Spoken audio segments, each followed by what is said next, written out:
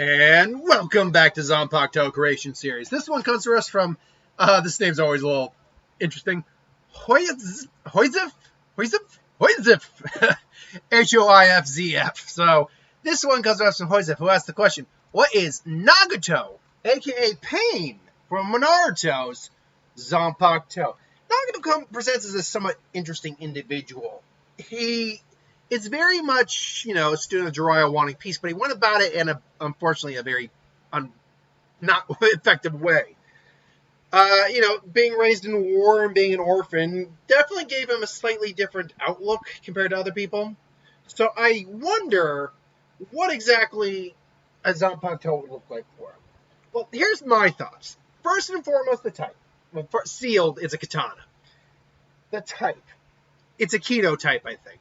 Nagato definitely presents himself as someone who would have a Kido type Zanpakuto.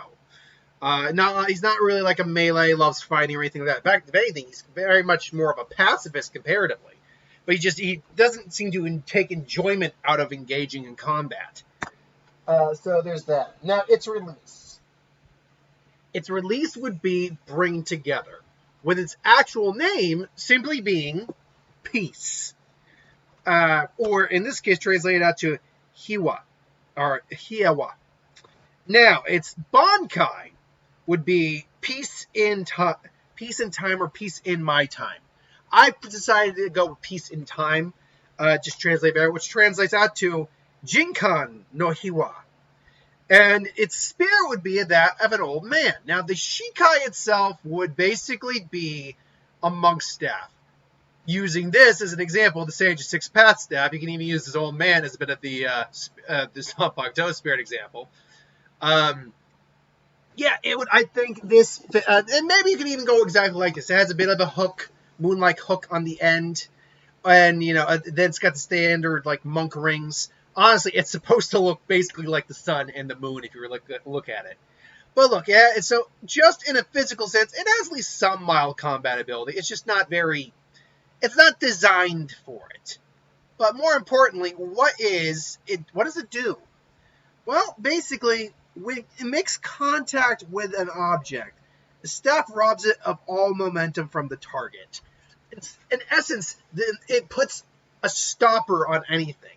The idea being that to basically create peace, you have to stop violence. So you can't really stop violence on its own, but Nagato unfortunately went down a bit of a forceful path in that sense. So what he would do is that he robs just all the momentum from an attack. Be it like if he's taking sword strikes from someone, the staff just blocks, and immediately all the power and all the momentum that was coming from there just stops. Now, this would not be a perfect technique. For example, against, say, a Ryatsu-based attack, like a Getsuga Tensho, or even an elemental attack, like, say, something from Yori Maru or Ryujin Jika. In theory, it could stop the momentum of those things, but he still has to contend with all that Ryatsu coming right at him. It still have to touch it is the problem. And so, if he's going up against, say, Getsuga Tensho, yeah, he could stop the blast in its tracks, but the blast is still basically going right against his monk staff. Also, the minute he stops making contact with whatever he's touching, the momentum's there again. So the Getsuga Tensho would immediately keep moving as soon as he's no longer touching it, but that allows him time to get out of the way. However, there's another problem. If you just have someone, again, it's a Ryatsu thing in Bleach, but let's say, and I use Kenpachi a lot because Kenpachi's a good example for this. If Kenpachi throws a strike down, his Ryatsu is probably greater than Nagato, so it might just overwhelm him. But even if it doesn't, he can still literally pressing his blade down. He could maybe even cut the monk's staff, because that's what he did with Ichigo and Zangetsu. He just literally was just pressing a little bit. And it's no longer the fact that there's momentum behind there. It's more the fact that he's just slowly pressing. So the Shikai is interesting and has a lot of cool applications, but it is limiting. One second. And so as the Bankai, the head of the staff around the the head of the staff in this case, the monk staff. And I have to read it because I wrote this down a while because my handwriting's a little messy. So bear with me if I'm struggling to read my own handwriting here. But the head of the monk staff, be it the little sun symbol right above Naruto there, hovers right behind the target's back, while the staff basically returns to more of a blade form. Like the moon staff, it's a part of the staff, would basically lengthen and turn more into like a scythe. That basically what happens now is the user can freely manipulate momentum, both decreasing it or eliminating it or increasing it. More or less stopping the halt of violence while quickening the path to peace, more or less.